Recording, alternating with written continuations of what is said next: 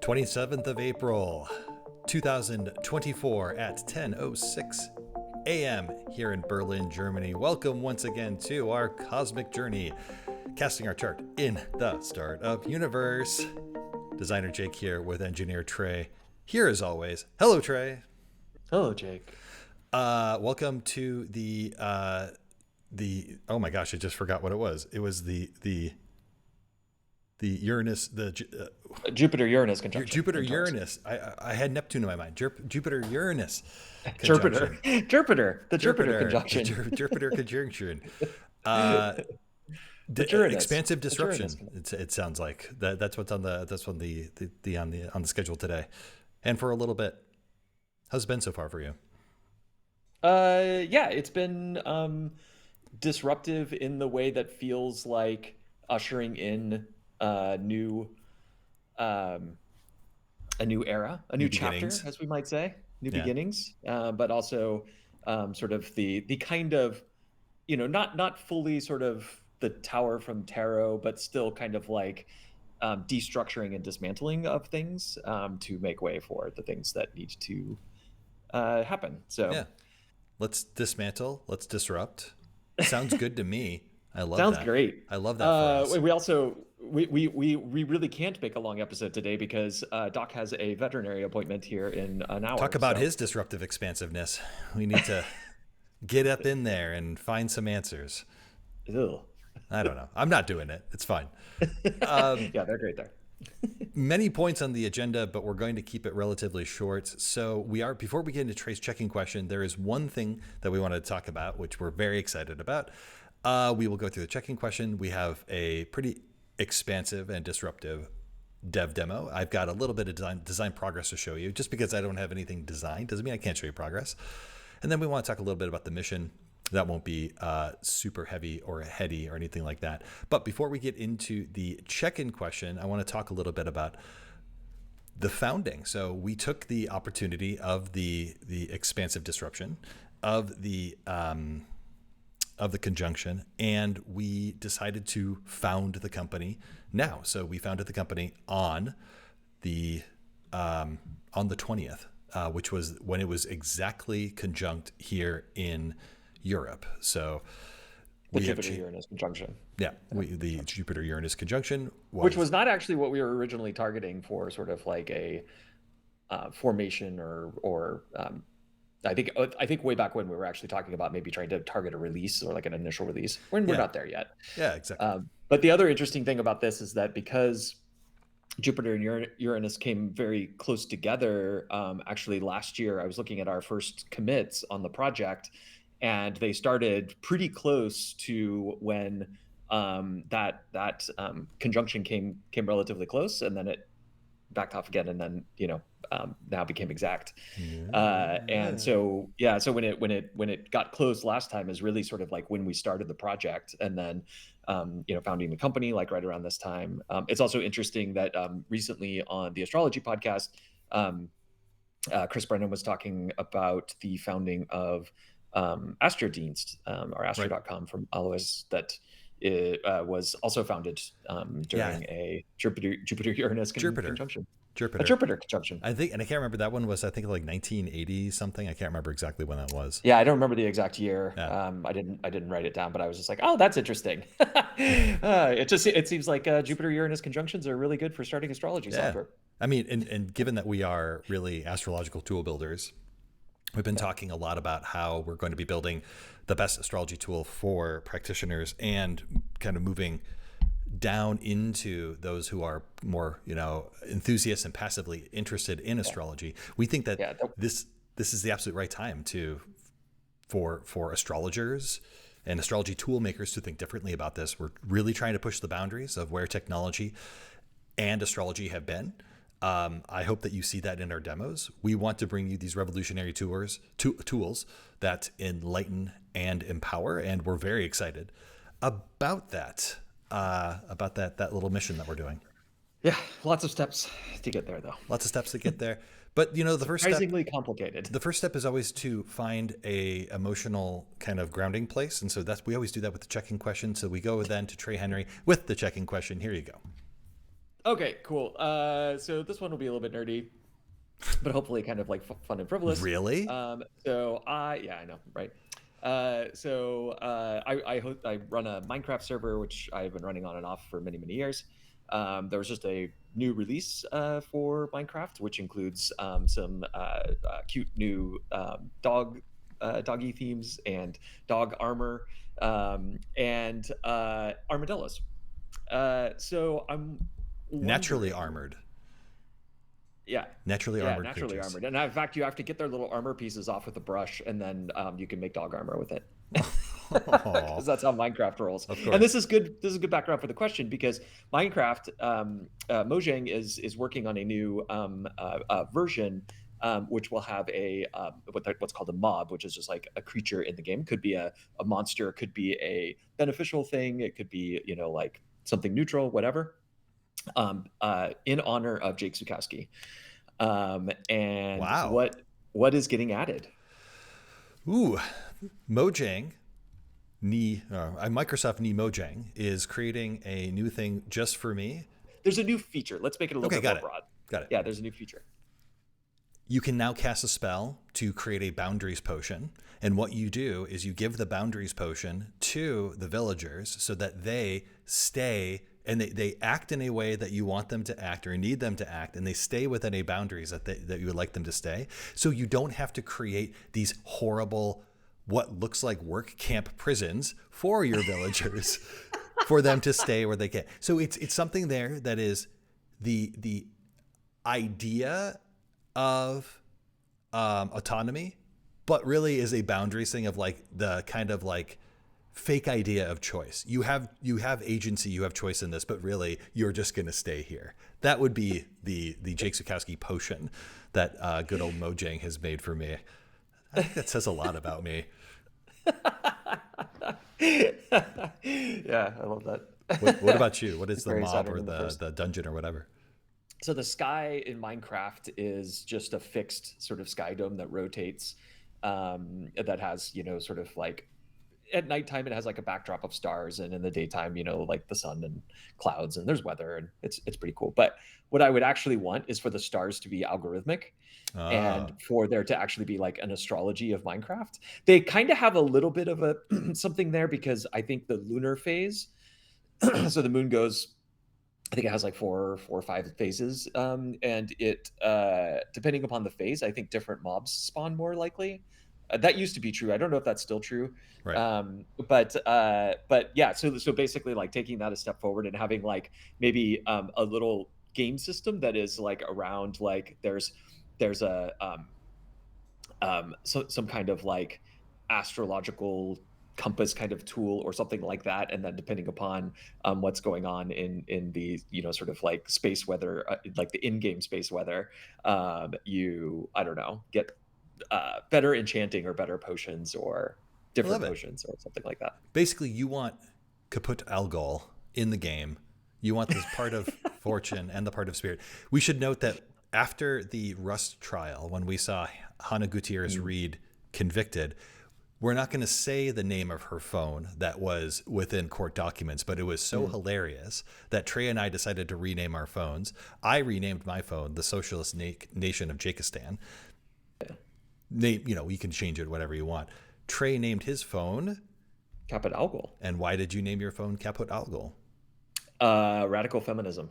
Exactly. We've been Look it reading up, a lot of kids. feminism books, by the way, Trey and I. If you haven't Yeah. checked it out, go take a look at our Goodreads. I don't know if I can link to Goodreads. You'll see my Goodreads page probably right here. You'll notice there's a lot of feminism books. There's a feminism book that has been read and is going to be read here in a second. We said this was going to be fast. Here we are not being fast. Let's go right to the Yeah. demo then. Mr. Okay. Henry, why don't you introduce the demo and then I'll start sharing your screen when it is ready. So we actually, even though there's a lot of life things going on, as mentioned, we actually got quite a bit done this cycle. And I am going to give a whirlwind tour of kind of everything all at once. Um, so, okay, we're looking at the here and now chart. I've actually had this up for a little bit now. I Fixed the noticed horizon that you bug. fixed a bug. Yeah, exactly. Fixed that bug. From the viewers may remember from last episode. I'm pointing to the And corner right now for them to see it. Okay, cool. Yeah, so we have we're looking at whole sign houses here. We're looking at the chart of the moment. You can see here the Jupiter-Uranus conjunction, which is just separating. Great time for Um, expansion. Great time for getting out New there. Get beginnings. the Yeah. beginnings. Yeah. So okay. So there's a couple of things. First of all, you can see that there's a Jupiter-Uranus conjunction because Uranus is here. So I added the Hey, outer planets. thank you, outer We have Uranus, planets. Neptune, and Pluto. I won't demo it right now, but I also added the ability to change perspectives with groups of things. So you can now say, give me the inner planets, or remove the inner planets, or just show the luminaries. So there's a few different ways of kind of adding groups of things now. So this is a new feature as well. It's not something that the user will directly see, but once we get to the point where you can update the perspectives really easily, then being able to add and remove groups of things is just a nice thing to be able to do. And that's, I think, how most people think about it. Like generally speaking, you wouldn't be like, oh, give me this planet or give me this planet. You'd say like, give me the inners, give me the inners with outers, etc. Exactly. So anyway, that's in there now too. Yeah. You could do both, though. I want to make clear that you can either do groups or you can do individual things. Yeah, so another thing that you'll notice about the Jupiter-Uranus conjunction here is that the sigils are not overlapping and the numbers are not overlapping, Even though they're very close together. even though they're very close together. You can also see that here with Neptune and Mars, and you can see it here with the part of Spirit and the Moon. And this is amazing because this is adding groupings to the system, which is a very hard problem. It was very difficult to implement correctly. And oh wait, did we show a little bit of this last time? I think we did show a little bit of this last time, but there was still the bug Yeah. of the zero boundary, right? Oh yeah, that's right. Yeah, Yeah, that's the other thing sorry. you fixed. It's been a little Exactly. bit of a blur. Yeah, this is a little bit of a recap actually because we had the overlapping thing. I did the grouping thing. I started on the grouping work last time.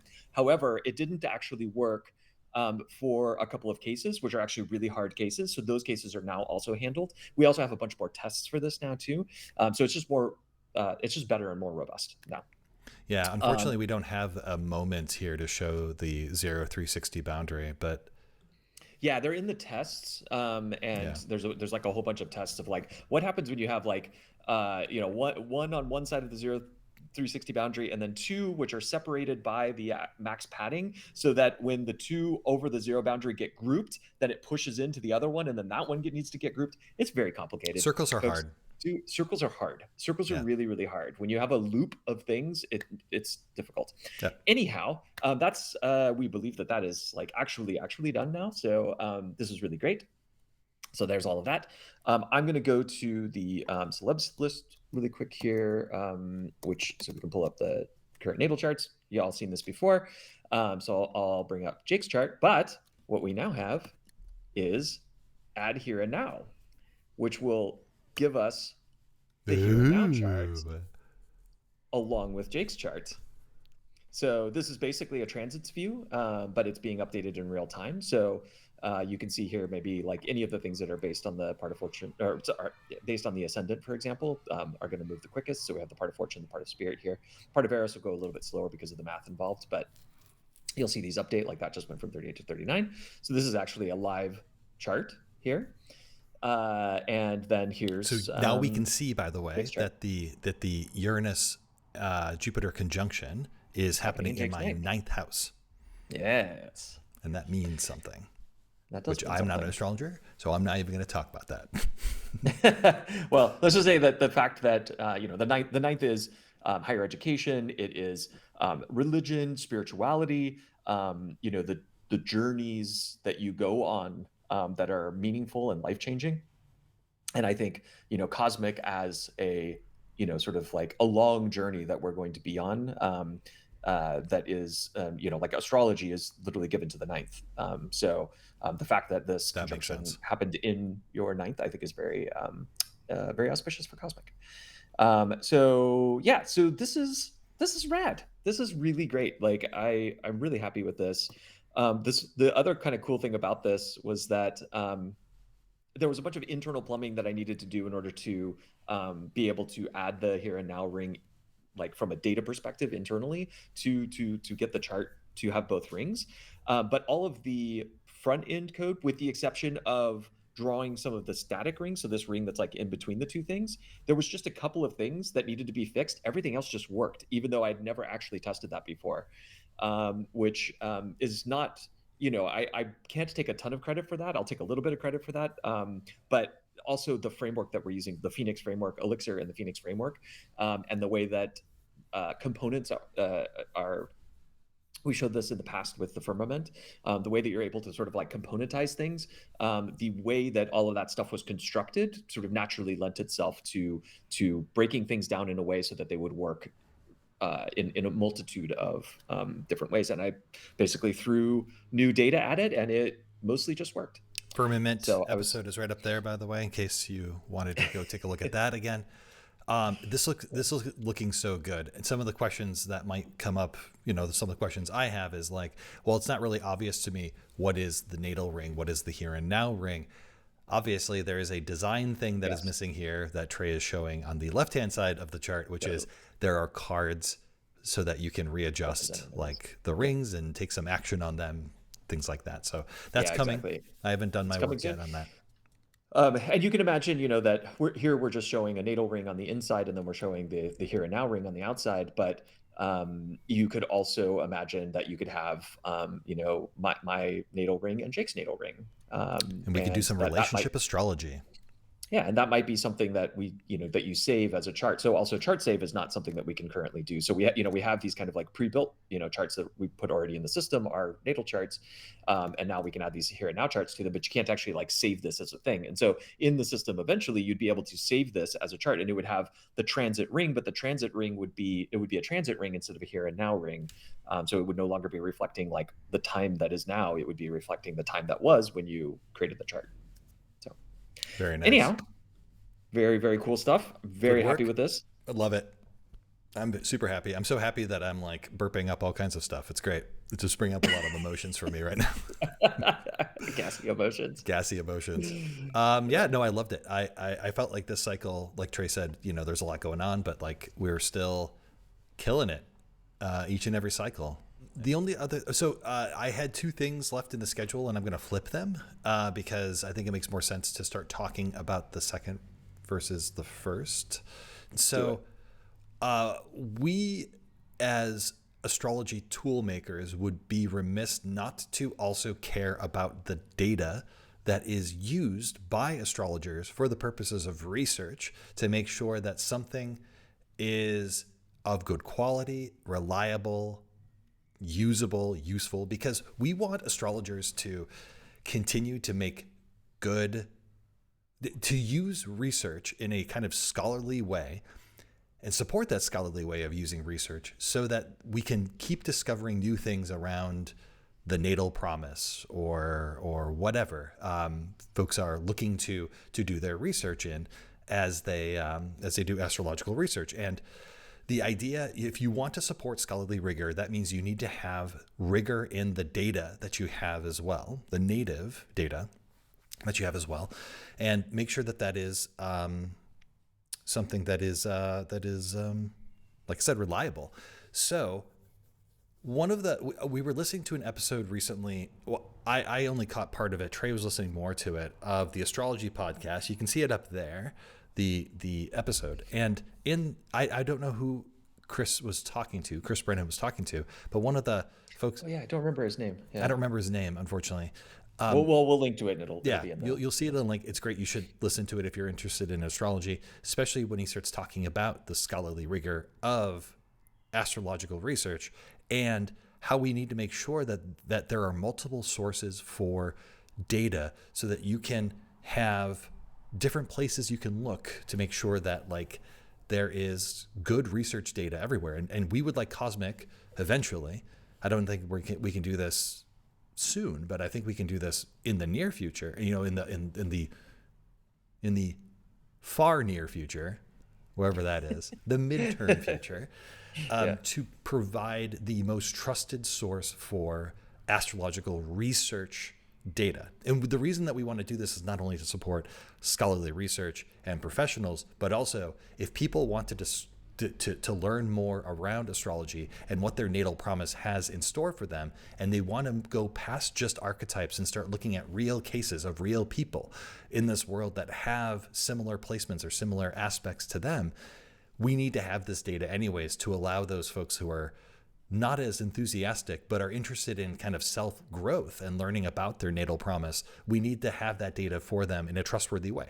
So all that to say, the Astro Databank has been a wonderful resource since Lois Rodden and her company has held it, and we really appreciate Astrodeens for taking that forward, and there's 60,000 or so pieces of data that are there.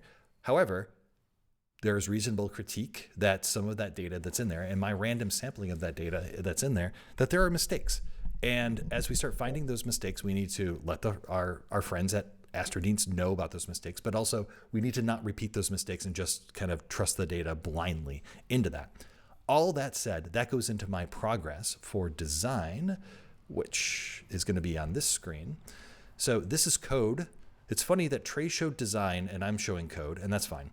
And what I have been doing here is scraping a lot of different sources for data and using this to compare and contrast what I'm seeing against other databases, so that if I go to here, and this is like the site that I use for the purposes of scraping and all of that, so that we can start to build this out and build it out from multiple sources and make sure that it is rigorous and great and trustworthy and all of that good stuff. And we're really, really hepped up on this mission of reliable, accurate, trustworthy data.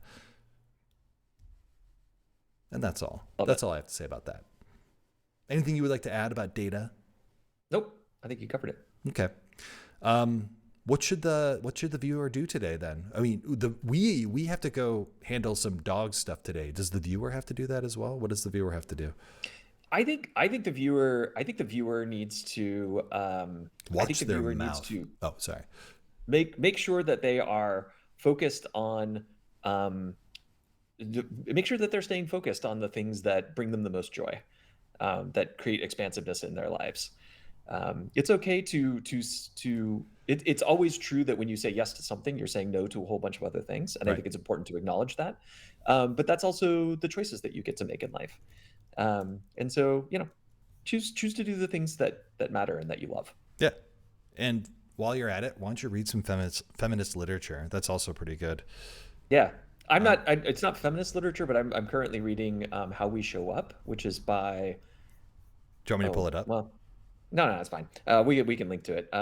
But it's not specifically a feminist book, but it definitely has feminist leanings in it. But it's also about community and community building, which we've... Mia Birdsong. Mia Birdsong. Yeah. Yeah, and it's really good. I'm really enjoying it. It's got my wheels spinning about community building. I'm excited about it. Yeah, I just read this book, and I apologize. I'm going to probably mess up her name, but Feminism Interrupted: Disrupting Power by Lola Olufemi.